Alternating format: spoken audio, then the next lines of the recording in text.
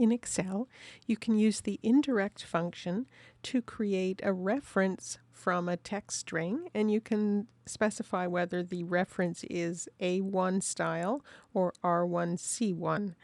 So in this first example, we've got the same column of numbers here twice. In this first total, I'm just using a regular sum. So it's C2 to C7. In column E, instead of just typing E2, I used indirect and then inside double quotes E2. The total is the same right now, but if we decide to insert January, so if I forgot to put in the first month and I insert a row, type January, and then put 1,000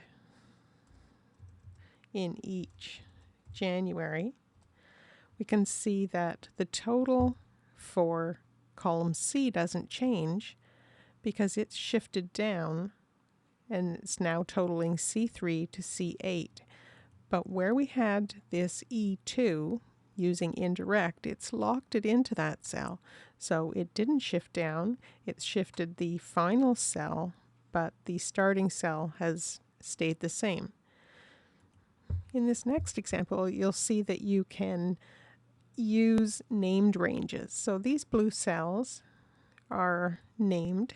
So if I select them, you can see the name in the name box is num list.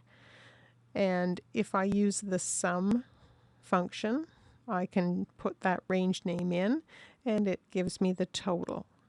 And the same thing, I've created a dynamic named range called numList dyn for dynamic, and it's based on an index formula that starts at B1 and counts all the items in column B. That works fine. I can do a sum using that range name.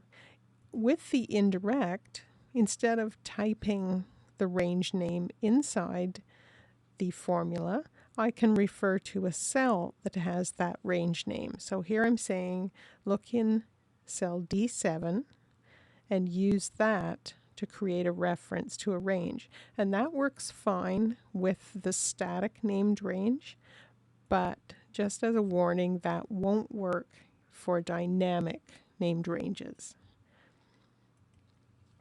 In the next example, we'll see how you can use the R1C1 style to create a reference.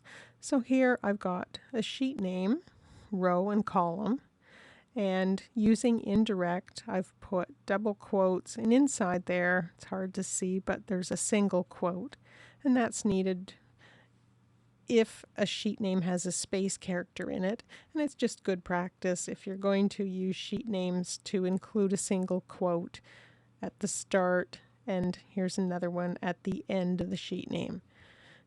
Then look in cell B3 for the sheet name, and exclamation mark, and R for the row. C3 has our row number, and then we'll join that with the letter C and the column number from cell D3. And here I've put false as the final argument, so that's saying no, I don't want A1 style, I want R1C1. When I press enter, it's created a link to another sheet.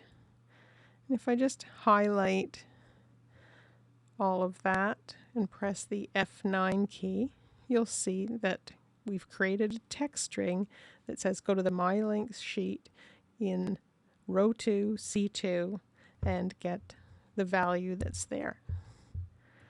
In this final example, we'll see how the indirect can help with some averaging that we want to do. So I'm trying to find the average of the top 3 numbers in cells B1 to B8. And to do that, I can use large, and then in an array, just type 1, 2, 3, and that formula will create an average of the top 3 numbers. Another way to do that is with an array entered function, and instead of typing out the array of numbers. Here I'm just referring to row 1 to 3. And again, it gives the same average as where we typed out the array. The final way that we're showing here is, instead of referring to those rows, I'm using an indirect reference to those rows. And again, inside double quotes like we saw in the first example. Now, if I insert a couple of rows here, we'll see that where we've typed the array, there was no change. We're still seeing the same average. And where we used indirect, we've locked that reference, so it's still finding the top 1, 2, 3 large items and averaging those.